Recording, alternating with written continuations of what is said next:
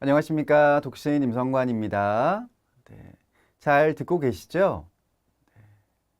제가 강의를 다니면 수강생 분들에게 듣는 이야기들이 몇 가지가 있거든요. 물론 칭찬도 있고 또 개선사항도 있고 등등 그렇습니다만 칭찬 중에 한 가지는 발음이 좋으신 편이에요. 그리고 명확하게 이야기를 하십니다. 등등 이런 것들이 있습니다. 그리고 뭔가 저만의 또 이런 언어 습관, 특성 이런 것들이 있나 봐요. 그래서 어떤 분들은 듣기 좋습니다. 편합니다.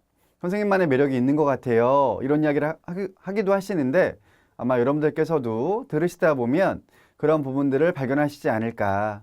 네, 스며들지 않을까. 인며든다고 이야기를 하면 될까요? 그러시지 않을까라고 생각이 듭니다. 자, 오늘은 독서의 심리적 기초, 그 가운데에서 독서 동기에 대한 이야기를 드려보려고 합니다. 즉, 사람이 독서를 해야 되는데 과연 어떤 측면들이 있어야 독서를 하게 될까에 대한 내용이라고 보시면 되는데 그 가운데서 역시 가장 중요한 것은 동기라고 생각을 합니다. 그래서 오늘 이 유튜브 내용의 주제를 독서의 심리적 기초, 독서 동기로 한번 정해 보았습니다. 자, 질문을 드려볼게요. 어떤 사람이 독서를 시작하고 열심히 실천을 하고 그래서 정말 본인에게 어떤 도움이 되는 그런 상황에 이를 때까지 과연 누구나 바라고 있는 그런 측면일 텐데 그러기 위해서 어떤 조건들이 필요할까요? 라는 질문입니다. 상당히 많은 게 있을 수가 있는데 제가 한번 떠오르는 대로 정리를 해봤거든요. 이를테면 환경이 중요하다. 개인의 의지도 필요하지 않겠나? 시간도 있어야 됩니다. 또 책을 구입하거나 그러려면 돈도 있어야 되겠지요? 또 실천을 꾸준하게 해야 될 것 같습니다. 선생님의 도움이 있다면 좋겠습니다. 적정한 분을 만난다면. 그리고 동기가 필요합니다. 또한 어떤 분들은 친구의 영향을 많이 받으니까 옆에서 좋은 책 권해준 친구가 있으면 좋겠습니다. 그리고 마지막으로는 좋은 책이 있으면 좋겠어요. 정말 재미있고 유익한 그야말로 나에게 도움되는 자료가 있으면 좋겠습니다. 등등에 대한 이야기를 할 수 있겠다라고 생각을 해봤고요. 요거를 다시 제가 요인별로 정리를 해보았는데 이를테면 외부 요인이 있고 또 내부 요인이 있고요. 그 다음에 이제 그 사이에는 물리적인 요인도 있다라고 한번 제 나름대로 구분을 지어보았는데 앞서 이야기 드렸던 여러 요인들 가운데에서 외부 요인은 환경, 그 다음에 자료, 그리고 지도사, 마지막으로 친구를 넣어보았습니다. 이를테면 환경은 가정에서부터 시작을 해서 학교라든가 사회까지 다 포함이 되겠죠. 그 다음 자료는 그야말로 읽기 자료, 독서를 할 수 있는 자료들을 이야기를 합니다. 이를테면 한 해에 나오는 책의 양이 얼마나 되는가, 혹은 책만이 아니라 여러 미디어들, 과연 그 정보들이 얼마나 되는가, 그 가운데에서 어떤 것들이 유용한가, 이런 측면들을 다 포함한 내용이 되겠고요. 지도사는 선생님들이 되겠죠. 일명 독서 지도사 이런 분들이 여기에 들어가겠고, 그 다음 나는 원래 독서를 좋아하지 않았는데 그래서 실천하지 않았는데 마침 가장 친한 친구가 도서관 가는 거를 좋아하고 책을 열심히 읽고 나한테도 권해주고 이런 측면들도 굉장히 중요한 외부 요인이라고 이야기를 할 수가 있겠고요. 물리적인 여건, 가장 많은 분들이 말씀하시는 내용이죠. 즉, 독서를 왜 안 하십니까? 라고 이제 물었을 때 시간이 없어요. 일하느라고 바빠요. 너무 피곤해요. 등등. 그런 말씀 하시지 않습니까? 물론 다 핑계일 뿐이라고 이야기할 수 있겠습니다만 실제로 그런 분들도 계시겠죠. 아니면 우선순위에서 밀리는 게 아닌가라고 생각이 듭니다. 그 시간을 내야 되겠고요. 그 다음 어떨 때에는 돈도 있어야 되겠습니다. 나는 도서관에 갈 시간이 없습니다. 그러면 직접 구입해서 읽어야 될 텐데 그러려면 돈도 필요하다라는 이야기고요. 그 다음 내부 요인, 즉 개개인별 요인인 거죠. 각자에게 필요한 측면이라고 보시면 되겠는데 일단 동기 있어야 되겠고 그 다음에 동기를 바탕으로 실천을 해야 되겠고요. 또 실천도 작심삼일해서 끝나는 것이 아니라 의지를 갖고 꾸준하게 계속 결국 평생에 걸쳐서 해야 된다라고 이야기를 할 수가 있겠습니다. 상당히 많은 요인들이 있고 사실은 여기에 들어가지 않은 것들도 있을 거예요. 제가 떠오르는 것만 정리를 했다고 이야기를 드리지 않았습니까? 따라서 이런 것들이 다 적절히 갖춰져야지만이 독서를 원활하게 할 수 있지 않을까라고 생각이 드는데 그래도 이제 이 가운데에서 가장 중요한 게 뭘까요? 한 가지만 골라주세요 라고 이야기를 한다면 저는 동기라고 생각을 합니다. 동기. 즉 내적인 요인이죠. 주변에서 아무리 좋은 환경을 만들어주고 읽어라 라고 강요를 해도 그게 잘 안 되지 않습니까? 결국 본인의 동기, 즉 스스로 해야 되겠다, 하고 싶다 라는 마음이 생겨야 되지 않겠습니까? 아이들로 예를 든다면 부모님, 선생님들께서 원하시는 공부, 독서 안 하잖아요. 동기가 없기 때문에 안 하고 미루고 계속 그것 때문에 싸우게 되고 그러지 않습니까? 그런데 게임 열심히 하지 않습니까? 왜냐? 재미있어요. 해야 되겠다. 레벨을 올려야 되겠다. 오늘 접속을 해서 아이템을 받아야 되겠다. 동기가 충만합니다. 그렇기 때문에 하지 말라 그래도 몰래 열심히 하지 않습니까? 실제로.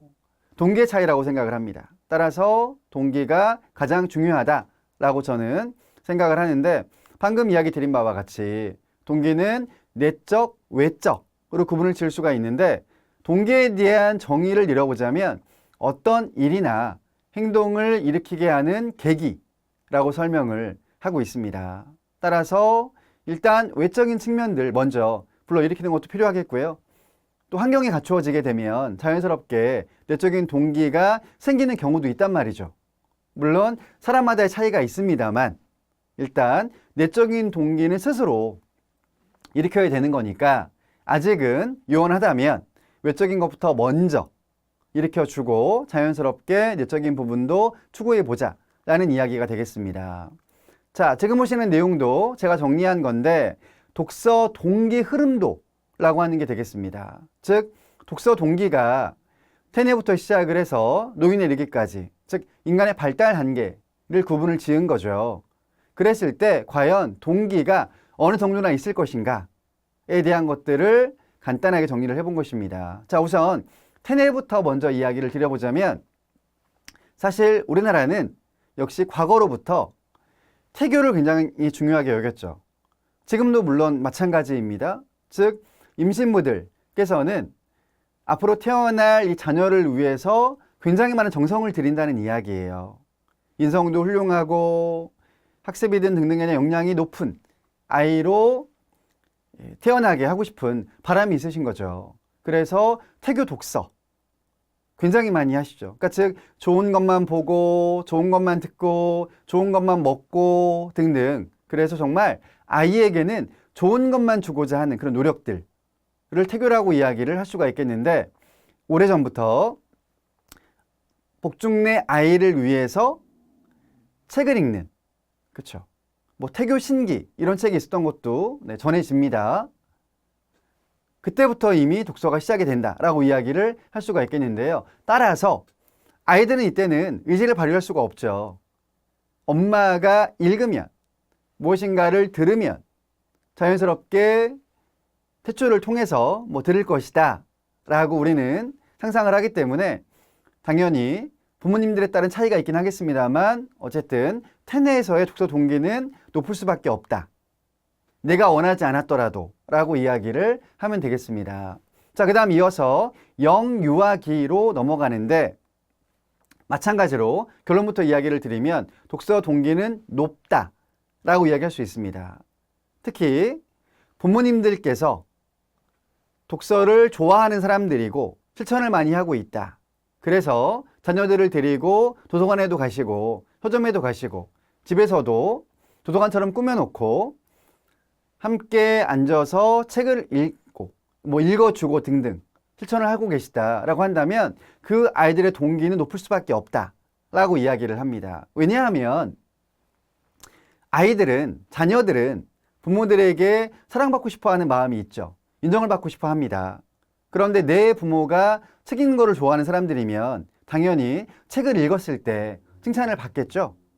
그러므로 분명히 그 집의 아이들은 책 읽기를 열심히 할 것이다. 동기가 충만하다. 라고 이야기를 할 수가 있겠습니다. 자, 그 다음 아동기. 역시 독서 동기가 높습니다. 왜냐하면 아동기 때 같은 경우에는 조금 맥락이 달라지는 게 학교에 진학을 하게 되죠.